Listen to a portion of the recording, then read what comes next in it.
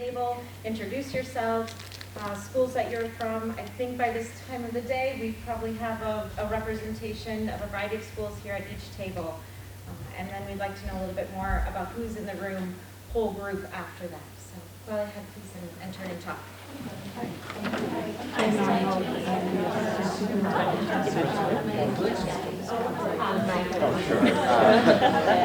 Dan Green. I'm a principal of an elementary school in Weston. My name is Jill Glenn.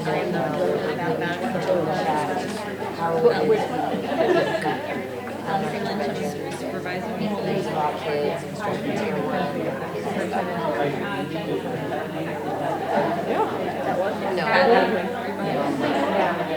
Christina.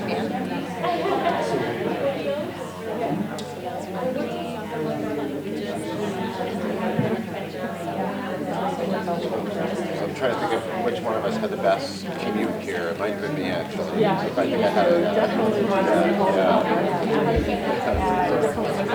Right.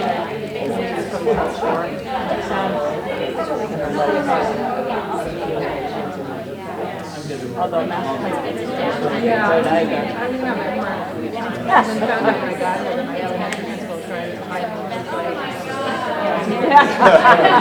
Great model.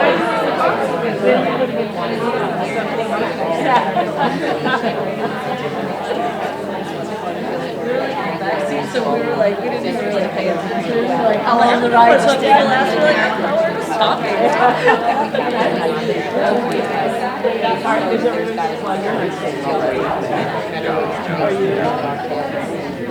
We're staying here. No. Are you?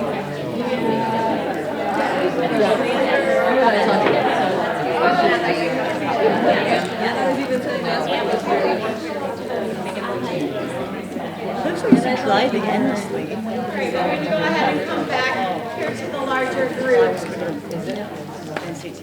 I didn't even know it was on this team.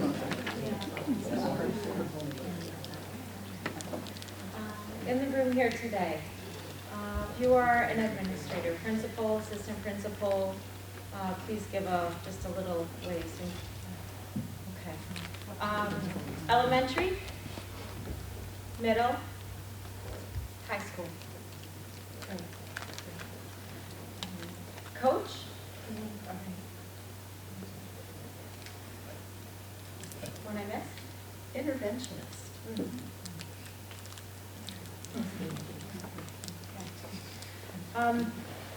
So of course the purpose of today is to talk about an effective math assessments inside of your MTSS. And our focus here, although we're really digging down into math and then even more fine-tuned into math assessments and the range of assessments that we have available to us to be able to glean our important information about our students' academic success in that area. We really are approaching this work in partnership with the entire system. And so that threads its way all the way through the presentation as well as through the work. And this talk we have here today could go on for half days. And so we aren't necessarily able to expand on that in the large amount of time here today, but very happy to talk about that anytime. So our aims here for today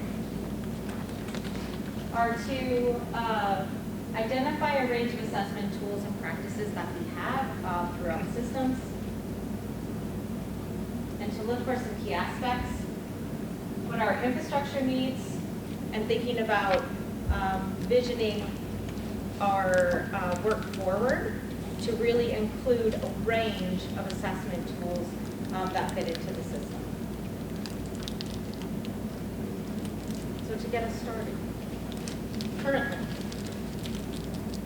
talk at your tables. There's a note catcher as well to use the paper there. There are also same handout as online. Just take a quick moment to write down what are the assessment tools, the mathematics assessment tools that your district is using, that you have available for your teachers and for your administrators.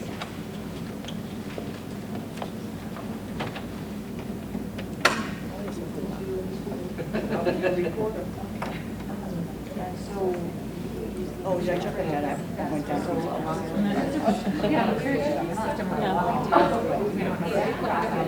We don't talk. So we talk there, and then there's also our benchmark. So based assessments for K to topic. based on that. Basically, the ADMR assessments that we kind of found them to like go to school. Yep, so like topic test for topic 1, topic 2, topic 3, So, topic 4. okay, so then there's also Topic some 4 some curriculum have based a measures in benchmark there that's available to the teachers where they can use A&M to see what was on top of our evaluations tests. There's 2 that the math specialists within the district we created, and one of them is we've created what we consider we call our performance tests, and they come with the benchmark, but they say we give an application. So we worked really hard on No, we've got STAR assessments, that's but we completed did our shuffle, and what we did is we ANET ends that were taught in each of the topics, and we made it like a real life situation where they had to figure it out. So it was like not a question, like so it was really just an application. It only had like 4 questions, but it might be like a story about Billy going to the I would go fidelity. you know, Sometimes I've asked people to skip over something because hold the skills to this is what they were taught. They see if they can apply. So now, they also see stability around the you know, just intervention staff. We worked really hard. So the elementary level, grade level kind of. So for example, you're a fourth grade teacher and you're about to teach topic 1. What are the skills that these kids all need to know based on the standards in order for them to be able to attend and do the skills you're about to teach? And so we created that for the teachers. So Go ahead and wrap up conversations at your table to come back to the larger group. No, I made the assessment. So it was, again, I'm not a test writer, but I made these, and it really was thoughtfully done in terms of, I know I'm a 4th grade teacher and I'm about to teach. And coming back, and 3, I worked about fast. You mean fast math? Oh, fast. and go over some of those assessments that you shared and jotted down that you have going on in your systems right now. Yes. So we're following, our school's following the Envisions program. So we're using a lot of the tests within there, whether it be a topic test as well as benchmark tests. So our curriculum tests, benchmarks and units. Yeah. Another one. We use the Bridges and Other Corner baseline, Okay. which is curriculum based, and we also use Fast Bridge. Okay. Fast Bridge and a curriculum one. Not another one. Star. Star. Yeah. What was that? Star. Okay. ANET. Of course, we have our own hats. We are using AVMR. We're just slowly implementing it. We'll overdo that at K-5, but then we just got the ready. So AVMR assessments, those happen to be assessments as a part of the math recovery professional development. They're diagnostic type assessments. Are these all paid? Ooh. From in math recovery assessments, many of them are within, or they all are within professional development in the forms that they exist. So yes, paid and, right? They're not options as far as let's just buy it off of a box and we can hand to teachers. It comes with inside of professional learning and how to use them. The other assessments, I mean, you know, of course, many available with curricular materials,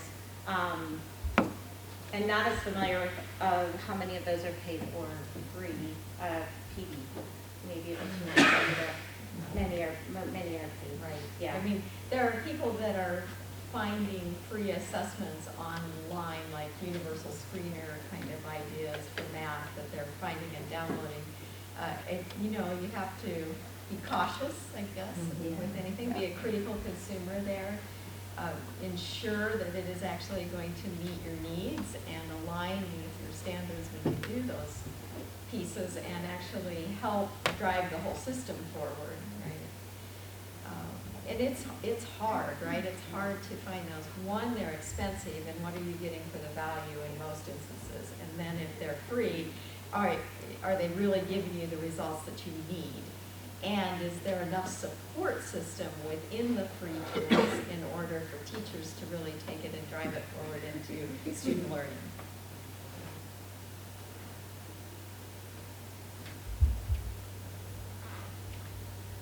Our assessment system. And let you read this one.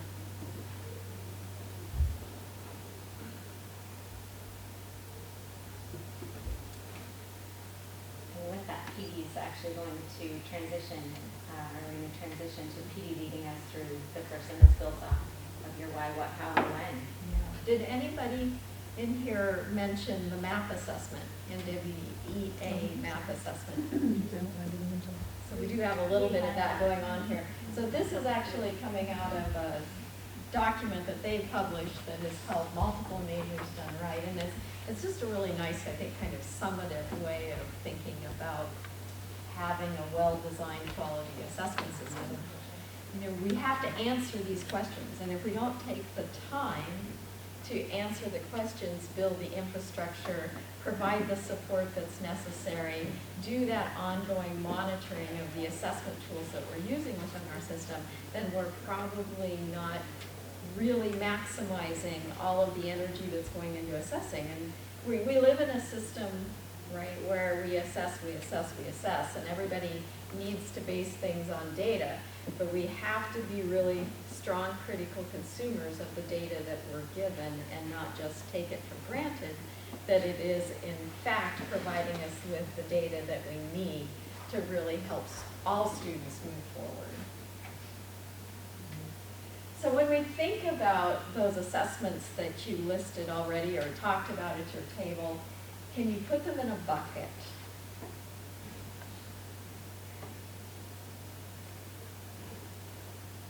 Do any of them live in multiple buckets? And could someone give me an example of something that might live in more than one bucket?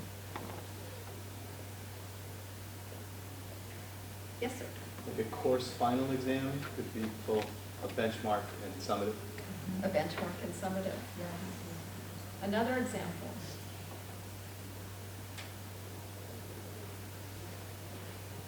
What about a quiz? Formative, possibly, yep. I'm sorry?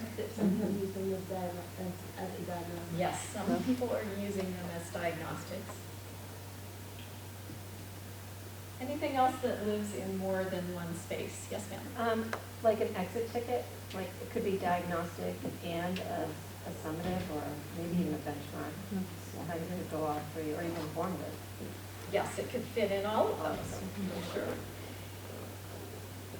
How much confidence do you have that your teachers are recognizing which buckets the assessment tools they're using fit into? Yeah, I see some, well, maybe not, right? It kind of depends on what kinds of development you have actually inserted into your system to help the teachers gain that knowledge, because we all know undergrad programs kind of touch on it. We hope they touch on it, right? But they don't get much of a time to really help teachers see and understand a range of data sources and how to use those to inform their instructional decision making. So that's kind of where we're driving at with this, right? Is what is the infrastructure that we need in order to ensure that we have a comprehensive assessment system here? So I'll just throw that question out there. What are some infrastructures that you know you have that are working to help serve a comprehensive assessment system?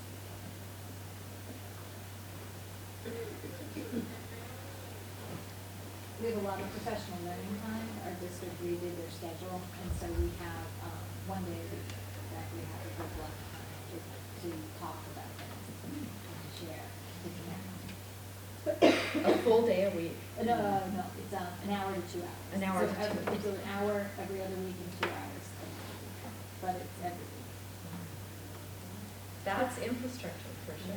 I wonder, if we could turn and talk for a Can you bit. just repeat the question? Yes, I'm wondering what infrastructure pieces you already have in place to support a comprehensive assessment system that, just what can you identify that is really working? And so we've got the time built in within the structure here, 1 to 2 hours a week. Anything else? So we're going to embark on, again, with a new focus on ongoing data meetings. So the goal being to bring the data to the meetings, have the conversations about the students based upon the data.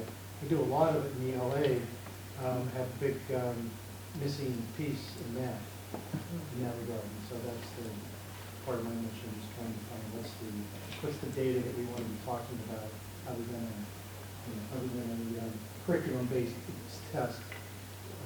So we have the structure to have the conversations. We just need to have the content to be speaking about. What else? I think having a dashboard or some type of interactive tracker whereby you can view all of them. We have a couple different versions of that going on, so that you can look at multiple data points at once and possibly understand those. So now I'm going to call upon the administrators in the room and just ask, what kinds of responsibilities do you have as an administrator to ensure pieces such as these examples that have come forth are being able to drive instruction forward? So if you're an administrator, what accountabilities do you have? The time was established, so that was maybe one accountability. But what about after setting it up to happen? Oversight. Getting in there, being a part of it. What else? Budget, allocating resources in accordance with teacher demand based on the data that they present, Yes. which happens in our district all the time. Another important element out of that is teachers are involved in the process along with you in your district. Did teachers tell us where we're going to spend our money? Really? Yeah, when it gets up to it. But I mean, they have to defend those positions with data. They bring data. Thank you. They bring the data that says, you said that we allocate resources in accordance with student needs. Here's the data that demonstrates the need. Here's the data that demonstrates the effectiveness of the intervention. Now give me more money to do what I need to do. Some structures to conversations. Yeah, I like structures to conversations. I think, sometimes you put data, in front of math teachers and we're like, yeah, data.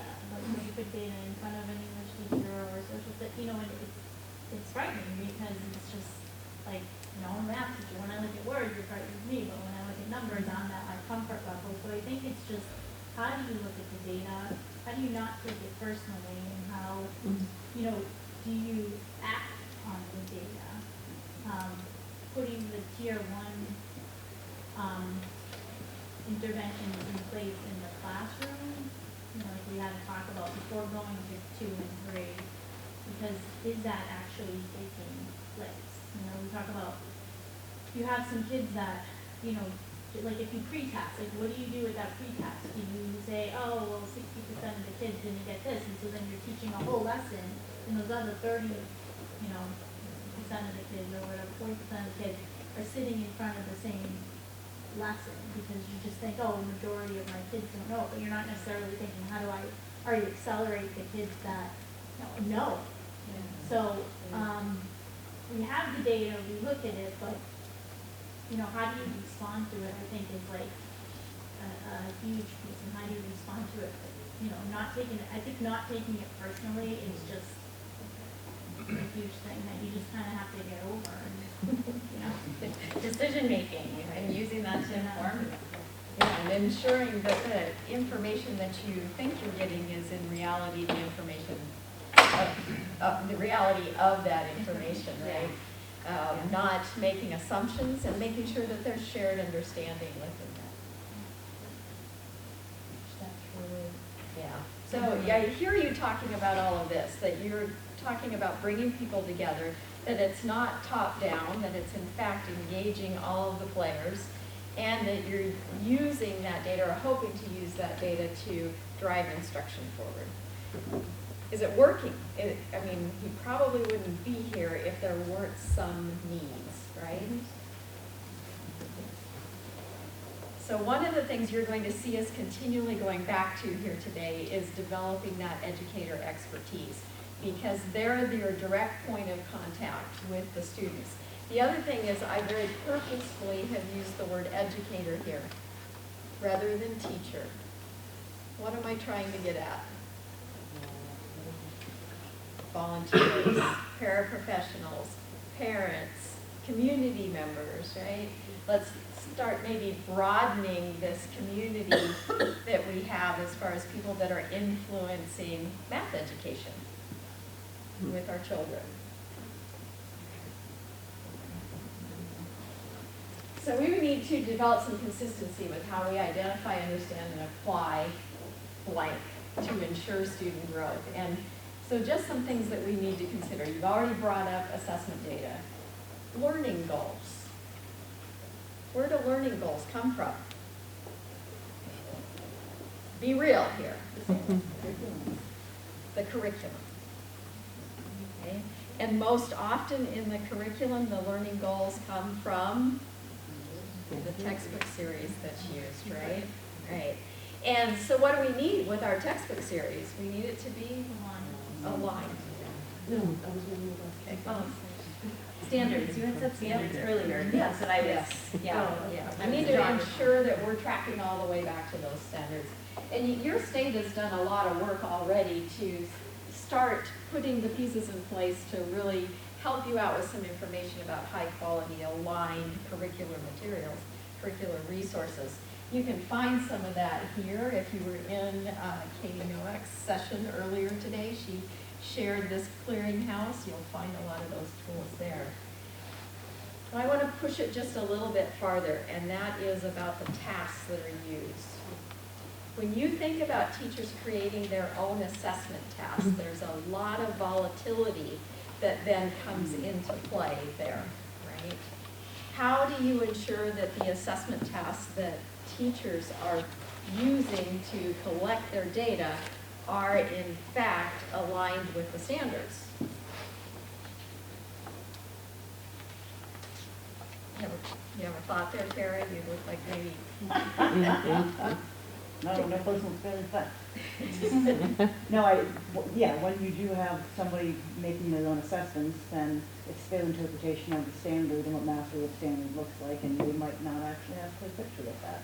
Right. And so sometimes the aspects of deliver and the different components of the standard are left out or what have you, and it just leads to lots of problems with equity too, because then a similar student in another classroom at the same grade level is being assessed in a different way. Oh, exactly. Have any of you read Tim Knoll and others' new book on assessment and intervention? Came out about a year ago. He provides some information in there that is some scenarios, right, of different teachers and their understanding of writing assessments. And he then goes on from there to provide some suggestions about doing things like writing a constructive response item, writing a multiple choice item, right, to try to bring some knowledge to bear, I guess, in terms of designing good assessment tasks. A lot of times our teachers are pulling from the resources that they have at hand, and then they're forming a collective tool from that. And he also goes on to talk about how we have to think about the balance of the assessment tasks across those tools. Do we have a range of constructive response, multiple choice, short answer, right? Are we really getting that breadth of student knowledge and understanding at different knowledge levels coming through on these assessment tools? And then the other thing is assessment feedback, because once I get that data back, be it a quiz or a test or whatever, if the data that I'm getting tells me something different when I look at it than it does some other teacher at the same grade level, then the feedback that they're giving those students and consequently the next steps in instruction, the enrichment, the remediation, the next in the line of the cumulative process of mathematics instruction is actually going to then start varying across that grade level. And so we need the consistency across grade level to ensure that we're getting the results that we need. So in the one of the sessions prior to this one was the unpacking MTSS or KE. She made a statement in there that that we need to start with high quality curriculum and professional development. She highlighted those as two very important elements. And so to piggyback again, right, yeah, you've got a curriculum and instruction team that in addition to the website here, you have a website resource on the back of the handout, the note catcher that you have. That's the second DESE curriculum and instruction curate web resources. So this one is a space where that team is vetting and looking through. At this time, it looks like they've got 612, pretty heavy as far as some resources available for districts to review, to look at, to see how they've scored upon determined rubrics. They've been vetted through a pretty extensive process, and that process is described in that space for you as well. So I think high quality curriculum materials, right? Your curriculum and instruction team through DESE has got a phenomenal job with that. They can come in and talk to us more. In addition, the professional development area, right? What do our teachers, what is the kind of information that our teachers really need to know in order to choose the assessment test, right? Do many of those pieces that Petey was just talking about. Well, here, in this area. Okay, so we want our professional development, right, to support the goal and data-driven instruction. Yeah, okay, so how do we do that? We dig in and we learn about the development of, we collaborate with each other, and we're learning about the development of mathematics concepts across grade levels, but also across subject areas. That becomes important. We also,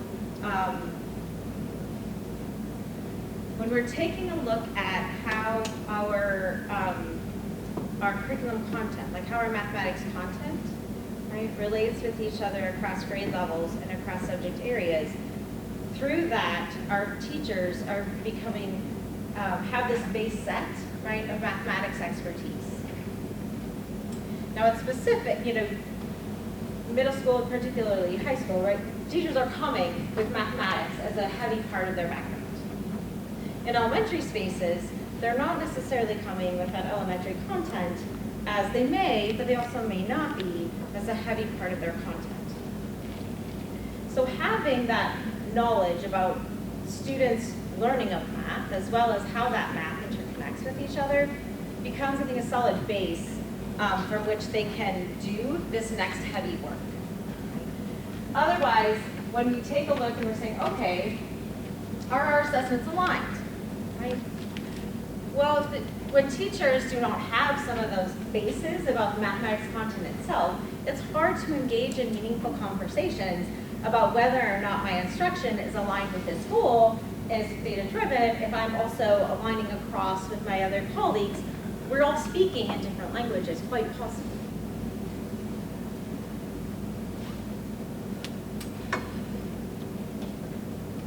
I'm going to leave a bit for some of the others, some of the other items inside.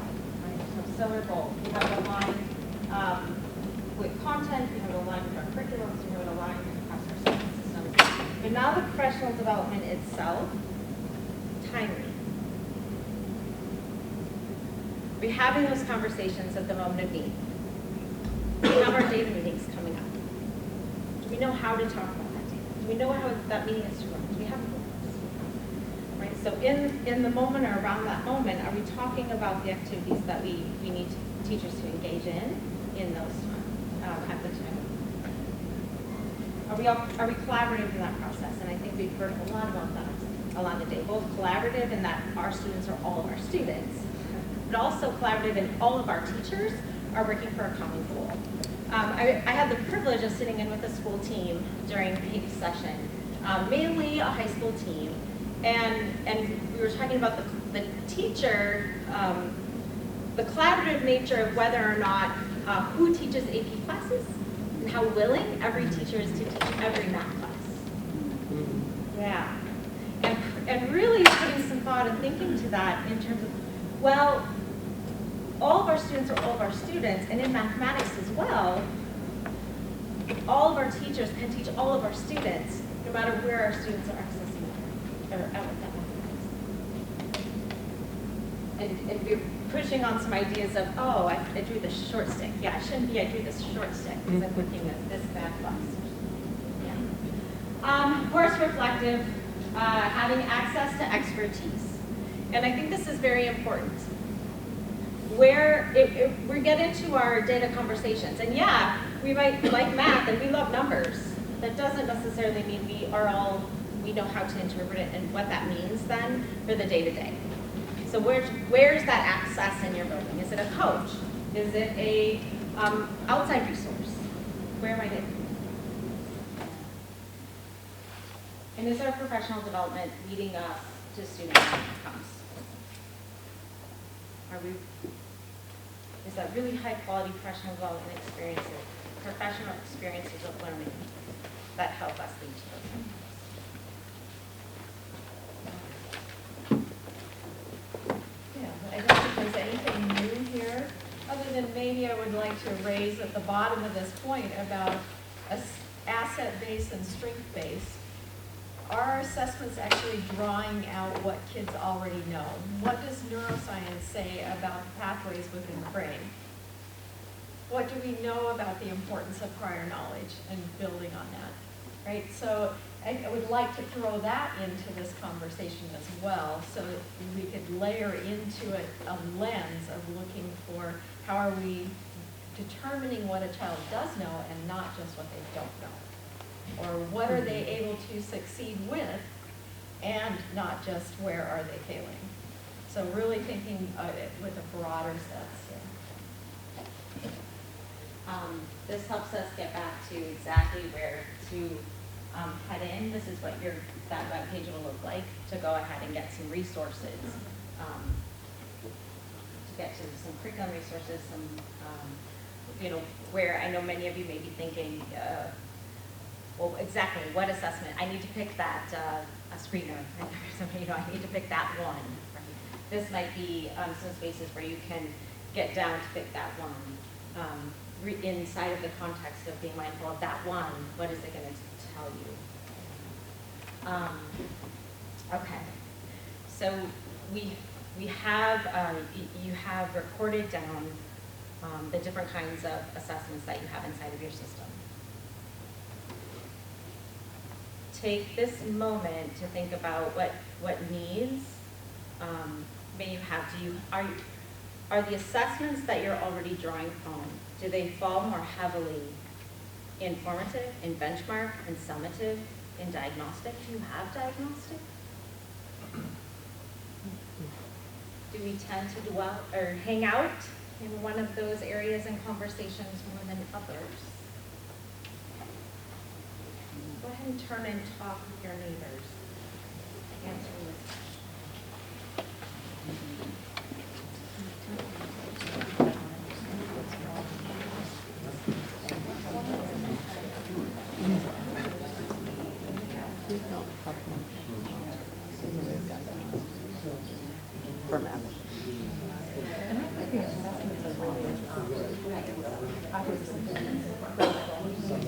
I guess I can walk into the session with the desire for conversation. the conversation. So when we do our MTSS, when we do our universal screening, we do our progress report training, we do all that stuff. I agree. It's on the other. Worry too much on it. Sometimes try to make us do something like plan assessment. I don't know if it's unique to this, but this wall, this course is all, if they don't have these skills, they can't do this. Like, you don't, even in 6th grade, or 7th grade, the teacher might say, what if we thought it was teaching in 7th grade? But it's like, that's what the assessment's for. And then you sort out, do you have fluency group, or do you have fluency quantity? What's the instruction? How are you tracking? Do you understand what I'm saying? And now, it's an the assessment. You know what you don't, you can't be good. Right. And it's so hard to move from the stuff.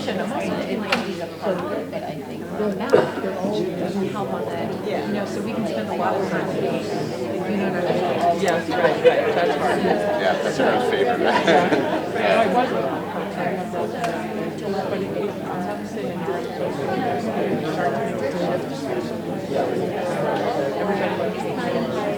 You don't have to have, you don't have to have, in my previous district,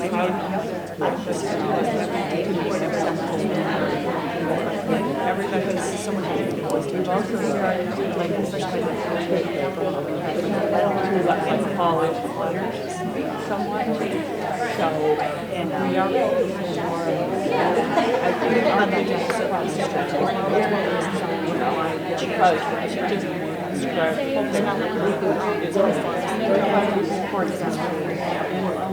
like the environment. Girls are good at you know, and I don't think there's a couple coursework, and I think so. I don't know what they teach in January, but you can get them between 30s. That's what I think. Well, sometimes the assessment, it feels like the assessments are better sorting it out. This is part of the elementary school. What this is to be able to actually. So it's helpful to have tools to show that, and then to have the conversation. Like what I would like to do is have teachers put like a data dashboard. At the secondary level, I just read it. That's what we do. It's just like these This idea of having those persons and even K-1 or 2, doesn't make it 4 years ago. And some of these classes and they reach that and some catch-up. That's why I wasn't serious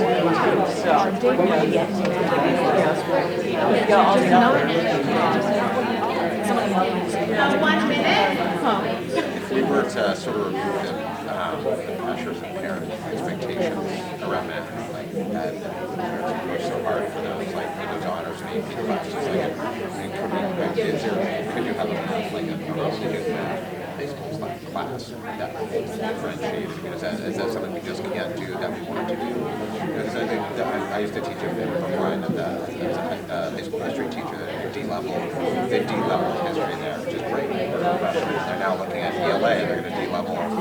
So, but then when we hit math, it's so hard. Like a lot of it is, so is it the content or is it the parents? Like what stops us from doing that? Because I think it can. my last year, on the second spot. There's like parents wanting to Is it parents driving the shit? Is it parents driving the trend? Or is it math as a subject?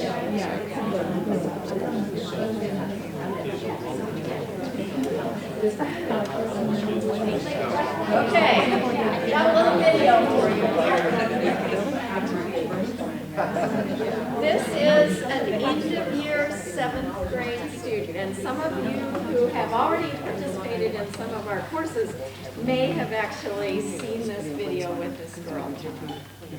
So I have to give you a little bit of the backstory that you may not have heard, because not all of our coaches were there that day. In fact, none of them were except for my husband and myself. And we were working in an inner city school in Denver area at the time, and we were working on standards and assessments. We weren't even working really on interventions at the middle grade or the high school level. And we had a teacher that was a well-recognized teacher and had received the National Award for Teaching, highly respected within our district. She came to us after one of our standards and assessments meetings and said, hey, I have this girl, and she's kind of a conundrum for me. She is on the honor roll. That's the first thing here. She's on the honor roll. She, I know, takes home her homework, the 30 problems that I'm assigning every day, right? That's it. And she's probably spending 2 to 3 hours a night completing my homework assignment so that she can come back and have a good grade. But I know she just doesn't really get it. I know she just doesn't have the skills. But I don't know. She's like, I didn't really get any training as a secondary education, right? I didn't get any training on how to help a child with the kinds of needs that I think that she has. She is signed up for, because school's getting out in a week here, right? She is signed up for at-level pre-algebra, 8th grade, next year. That's all I'll say for now. We'll let the video run. All right, first thing is, can you tell me 2 numbers that add up to 7? Well, 1 plus 7 equals 7. Okay. 2 different numbers that make 7?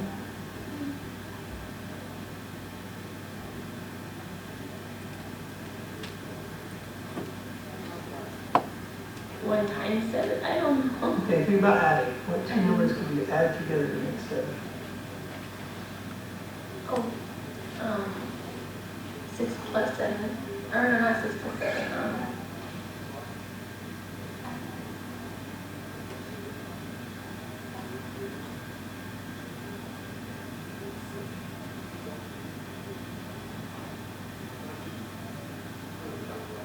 2 plus 5. Plus 5, okay. Yeah, just like that. Let's try 19 now. What 2 numbers could be added together to make 19?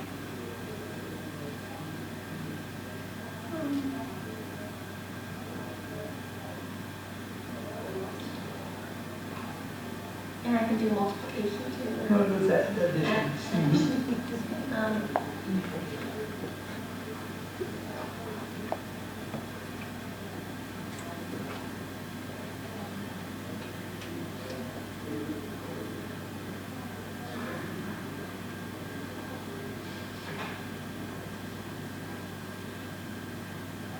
What are you thinking about? How do you work that out?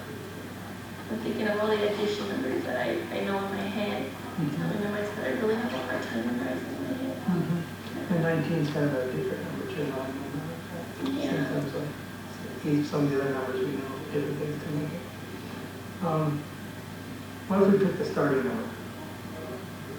Less than 19. Like 18, I think. Okay, what would you have to put with that to make 19? Or 2 plus 9. So I want to do that 2 plus 9. Well, let's go back to the 18. Let's start with 18. What do you need to put with 18 to make it 19? 18 plus how much more makes 19?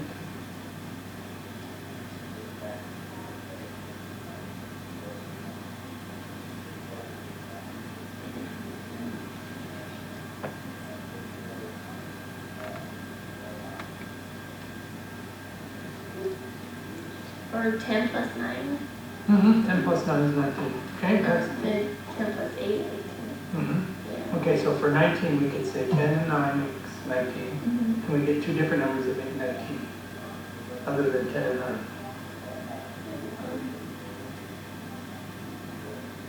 That was a good one, I just want to see if we come up with a different one. 10 and 9 works fine.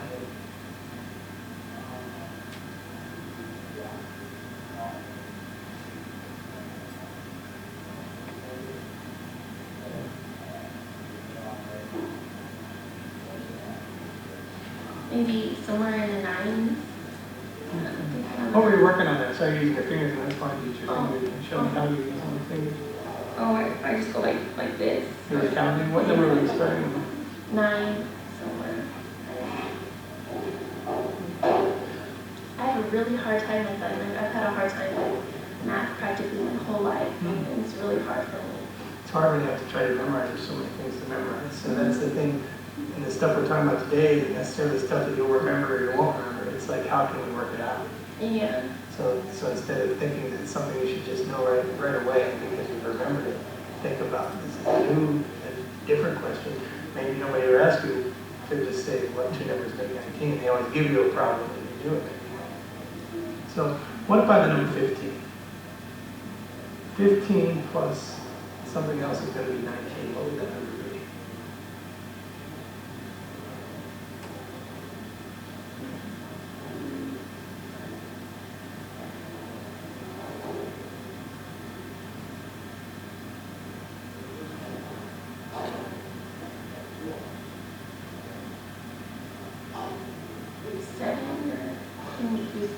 I think 7.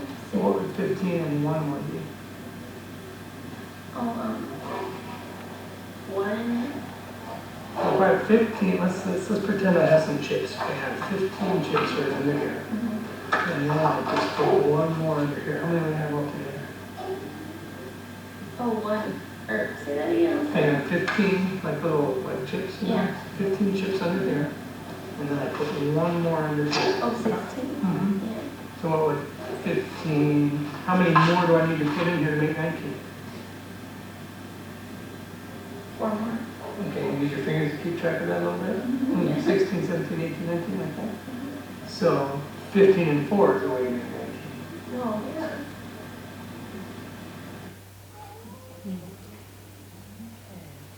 Just give you just a minute just to talk with your neighbor about what you saw and maybe a little bit of what you think we might have had as far as a conversation then with the classroom teacher after doing this assessment.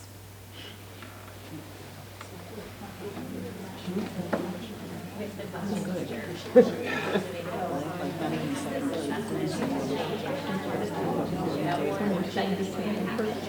Right. So that was my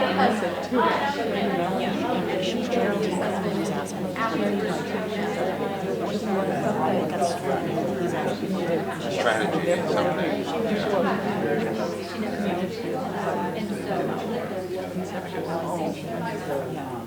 Yeah, that was.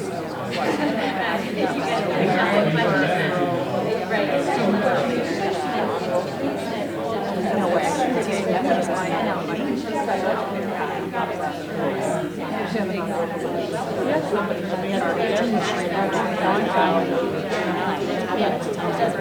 There's more going on. And certainly she wants concrete, so, and that's kind of similar. If I could put that into one entity, one question, what would help me? To just try to get an insight, like what kind of things that helpers bring abstract concepts into concrete.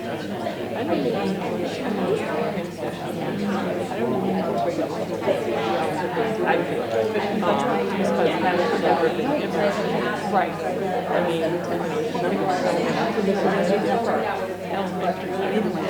Things that should, or even having choose. Kids naturally, one-to-one correspondence. I mean, she doesn't have one-to-one correspondence. Yeah, volunteers. Yeah. Yeah, I felt like I was a little surprised that his 2 paper thing worked, because it seemed like she really needed to have like separate pieces. You know, okay, here's the 15 small pieces, and these are the, but to say there was, like, she did have to do some work there, and kind of imagining it on a sheet of paper, and I didn't think that was going to work.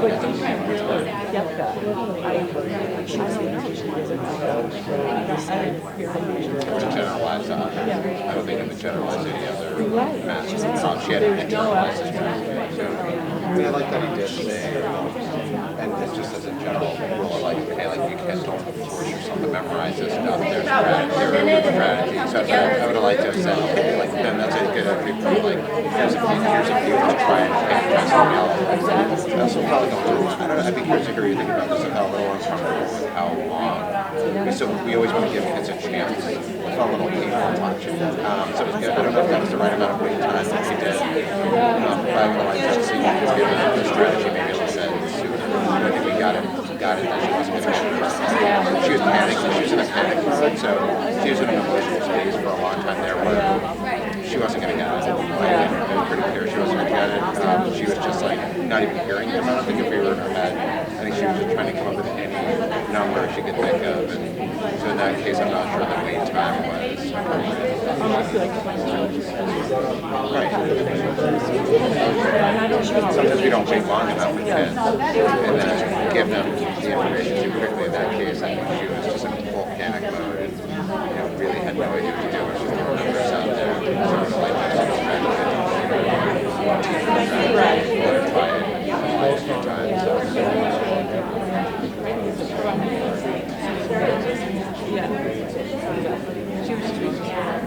Come back together in 5, 4, 3, 2,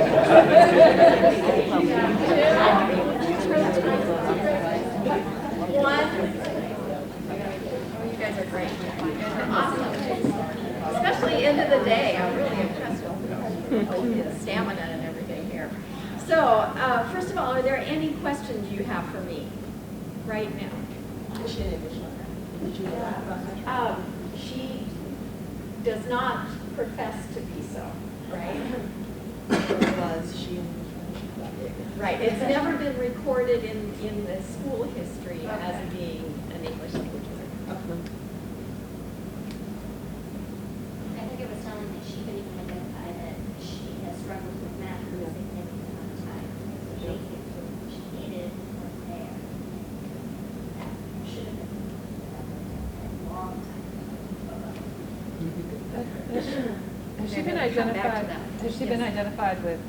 I mean, one can tell a nonverbal learning disability, auditory processing. Has she ever been assessed for any of those things? Do we see any of these behaviors in other subjects? In fact, she is a straight A student in literacy and is considered gifted in their school for literacy. But has she been assessed for nonverbal learning disability in BLD? Not that we were made aware of at that time. And we asked, is she receiving any other services?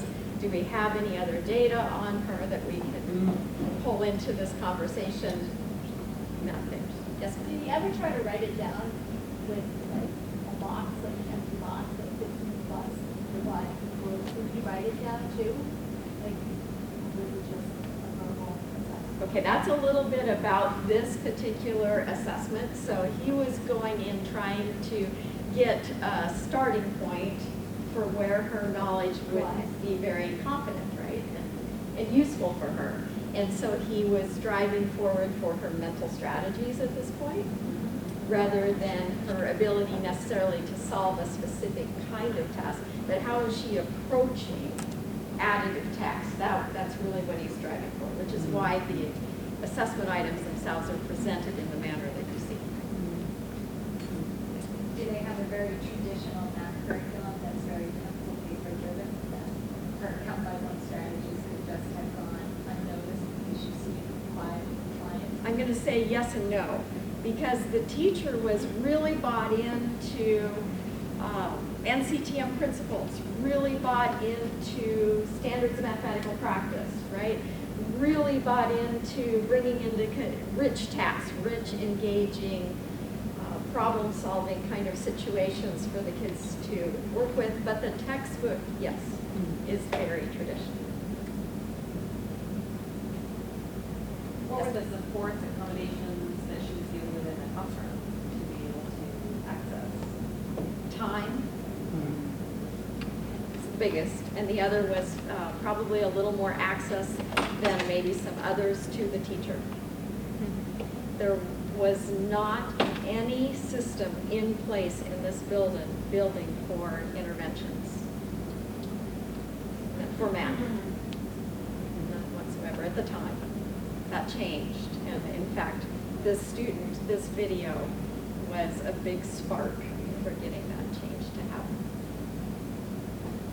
So you could tell us what did happen next? I feel like I've been dying for this for 2 minutes. Unfortunately, we don't know what happened with her personally. We do know what happened with that teacher. And that teacher, she really got on the bandwagon with this in terms of changing that entire school and what they were doing for students as far as, first of all, early identification, right? Not letting this is a 6th, 7th, 8th grade building, not letting it linger all through and, the child's career in that building. And you mentioned before about it probably, things started struggling for her probably as early as maybe even 1st and 2nd grade. She may have done herself a disservice because of her sheer tenacity. She would put in a ridiculous number of hours to get homework done. And if she had been frustrated sooner, it might have been noticed sooner. Yes. As far as grit goes,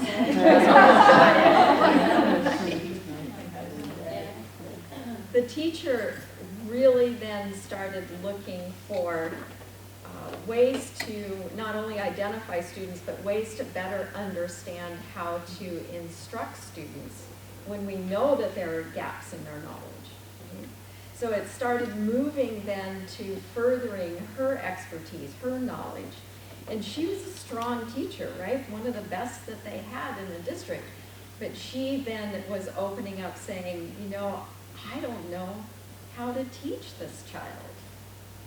And so what kind of professional development can I get in order to now become a better support person at Tier 1 instruction for all of my kids? And I think that's one of the big things here.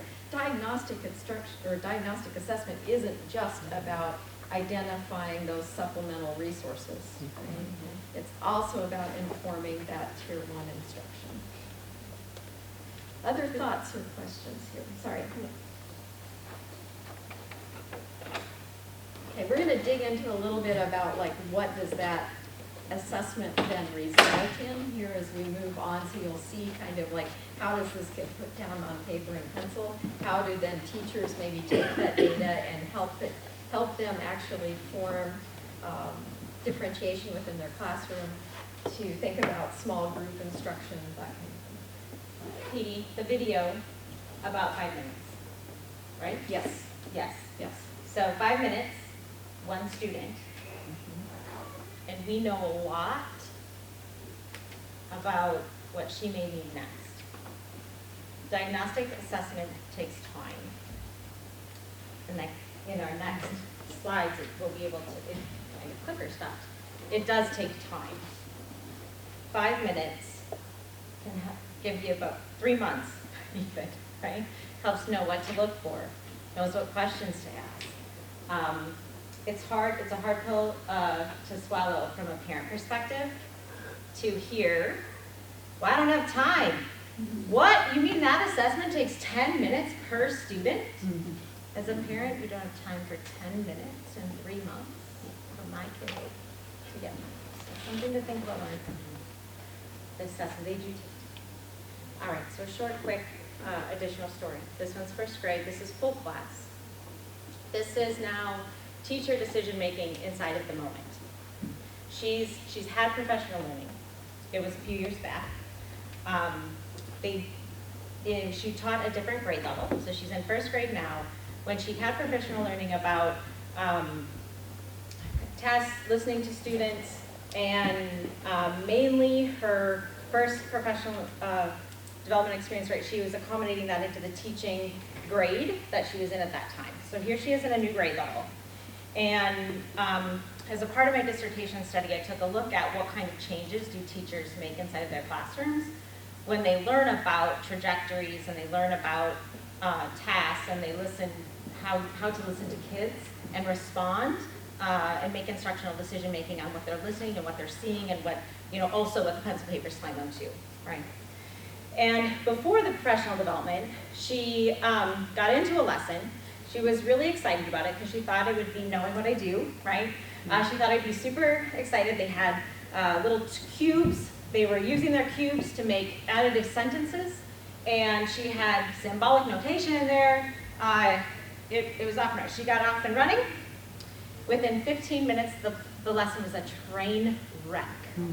The kids had no idea what they're doing, right? First grade, so cubes are kind of flicking around, we're rolling on the floor, lots of things. She's looking at me like, in that. But the lesson pursues. Nothing changes, nothing happens, the lesson keeps going. She didn't know what to do. She knew it wasn't working, but in the moment, she didn't know. We talked about it afterwards. That's it. 2 months. Fast forward 2 months. She had professional learning. We had changed conversation a bit. Talked about data a lot. And what do you do? Like, when you know these pieces about students, what kinds of tasks now do we pose for instruction, right? We go into this next lesson. And the whole task for the group has changed. This time, though, it's a little too easy, actually, rather than way too hard. That was the first one. However, the big difference was within 15 minutes, when she figured out that about 2/3 of the class really could do this lickety-split on the spot. She went over, she pulled new dice, she changed their numbers, she made up new rules. Now one, I dig into this all the time, so I might have, the changes we could have made some different ones. However, they certainly brought that task to a level of rigor that was much more aligned with what that student needed to meet, what those students needed to advance their mathematical thinking. Right? She didn't allow the task to be way too easy or way too hard, so it was inaccessible, wasting about 50 minutes really of instruction, right? In that comparatively in that previous lesson. So that time for the teacher to dig into, taking the 5 minutes to get that information. Going ahead and learn and know about how your students are falling within inside of a framework, right, of development, and how that framework, in this case it's addition and subtraction, interacts with the framework for multiplication and division. Pre-algebra, how are these building blocks of units coordination that build to advanced mathematical ideas? Like, those particular learning experiences become important. I think we're going to jump to the part of the focus of today is to really think about what are the assessments that you have inside of your system. Where are they falling inside of formative, benchmark, diagnostic, and summative? And where maybe, when you're thinking about what assessments to add, which to keep, which to give time to and not, what information are you getting from them? And so Petey's going to talk a little bit about two school scenarios. I think the other thing to add to what you were just saying is what professional development needs do we have to further or strengthen, right, and refine our system, because we've all got assessments that we're using. It's just, are we really creating a balanced and comprehensive assessment system in the end? Yeah, and so when you look at this, do you have a school like that, or have you been in a school like either school A or school B? What gets the most energy?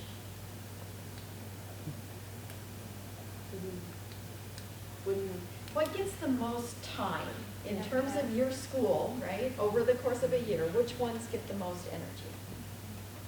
MCAS?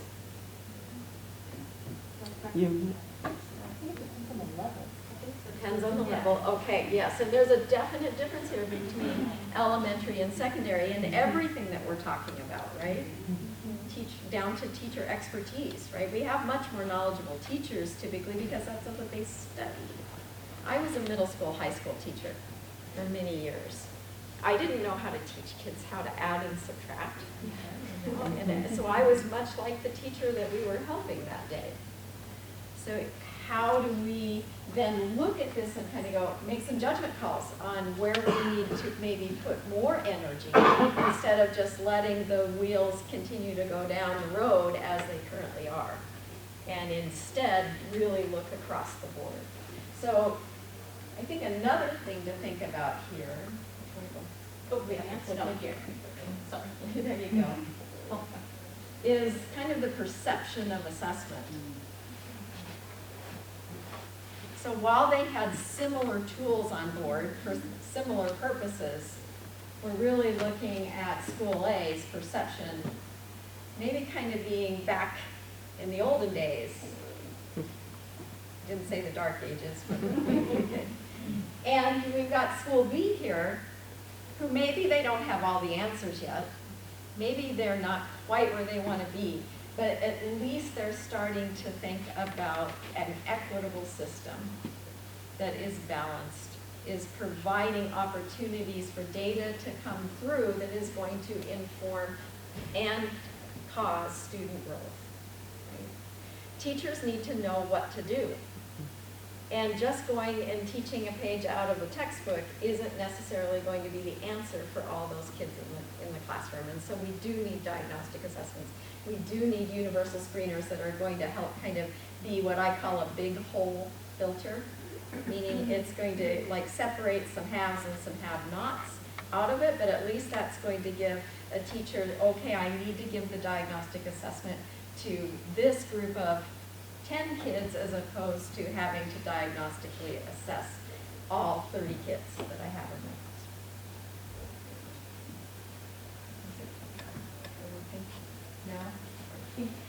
So we want to think too about the grain size. This actually is out of West Ed document that we put in the resources file so you can get access to this.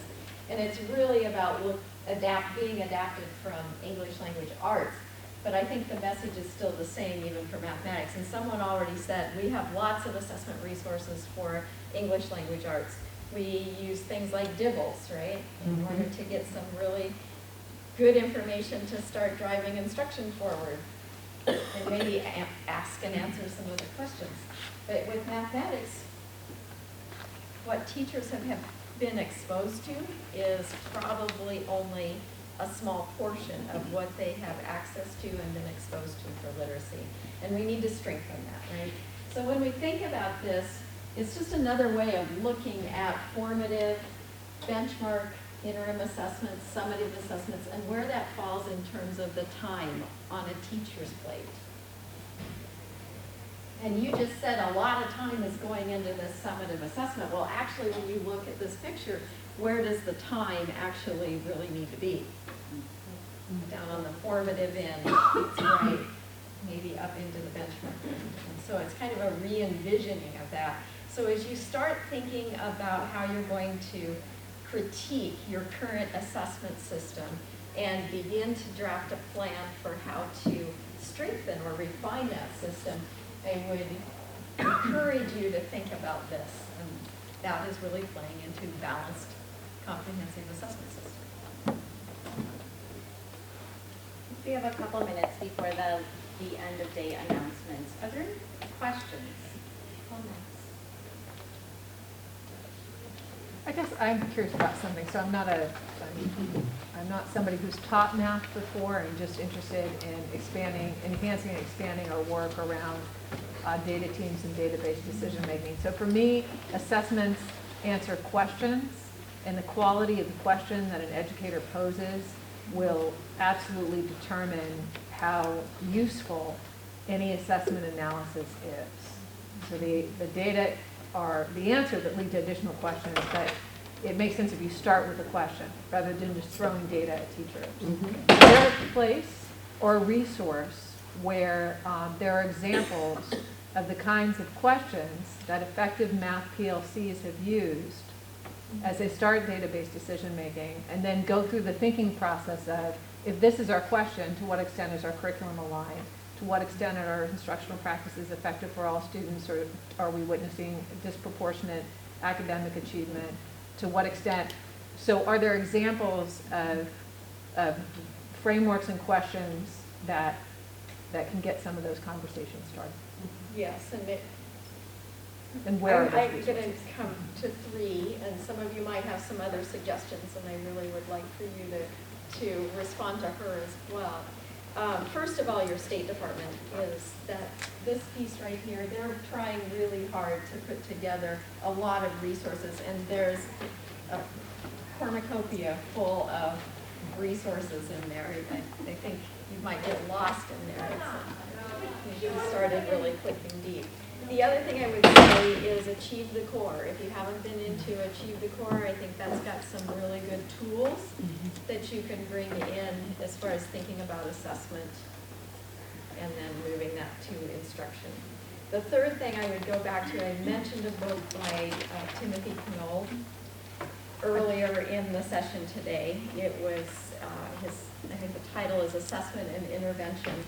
That's one. The other book is on your handout, and it's What Principals Need to Know About Teaching and Learning in Mathematics, I believe is the title of it. Yep. Assessment and intervention,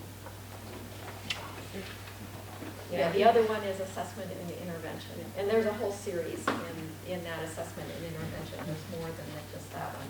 But those would be some resources that have tools and examples like you're talking about that you could go to. The example I gave about writing a good multiple choice question, right? That is coming out of Tim Knoll's Assessment and Intervention book. So, something simple that we just did when we kind of like rolled out our MCAS data is I took a question prior to Common Core where the legacy, the MCAS legacy test, and I put it against a next gen question. In even just like the essay in grade 10, like an ELA essay, it was just having one excerpt, read this, and just write about a person that you know that's similar to the character. And then if you compare it to the next gen, it's like, here's 3 texts. You know, keeping, you know, it was just an eye-opening just for our faculty to see. And same with math, you know, it was like, what's the equation of this line versus a really language-based question about, you know, the line of best fit. And if just seeing that, it kind of changed their way of like questioning in the class and what we need to do, and where we need to, you know, ante it up a little bit because we're just not asking, we're asking the simple recall questions, you know, level 1 and 2. And you know, I'm on the ABC committee for the MCAS, and in the COG level is more like a COG 2, or even, you know, the open response questions are like a COG 3. And I don't know if they're necessarily getting that in the classroom, you know, so that when they see the test, they're like, oh, it's so many words, and, you know, I don't know, just making a comparison of the 2 questions, I think helps a little bit. Just in getting us going into thinking about, you know, our level of questioning in the classroom. Professional development, right? That we really need to continue to invest in that and not assume that just because a teacher got a degree that they really have that depth of knowledge to be able to support the range of learners in Tier 1 instruction in particular, right? We're stepping up the game in terms of Tier 1 instruction. Now, you send me someone to go to math recovery intervention specialist, I'm going to develop that person that have very in-depth knowledge to be able to provide services for a struggling student, such as Kelsey that we were seeing, right? I can do that because I'm gonna have a whole year, maybe 2 years really to develop this person, right? I'm gonna provide a lot of coaching and support with that. But we need to be thinking about that in terms of Tier 1 instruction as well. We can't take for granted that the resources are going to do the job for us. So we need to make sure that we have coaching support occurring and that the knowledge of that coach is actually going to dive into kind of that whole vertical alignment as we think across grade levels, because any one classroom is probably going to have 3 to 5 grade levels worth of knowledge within it, right, in terms of the range of students. So we really need all of our teachers to have that breadth of knowledge. We can't afford to have our elementary, this is me on my soapbox, we cannot afford to have elementary teachers shy away from fractions any longer. or algebraic reasoning, right? It's too important. But that means we have to invest the resources. Again, thank you for coming. Do you want to? Quick question, what is Achieve the Core? Go to achievethecore.org. It's a nonprofit organization that was put together in order to provide support for initially Common Core standards. Thank you. Achievethecore.org, Yeah, yes. it just has some nice. It does. Thank you, really.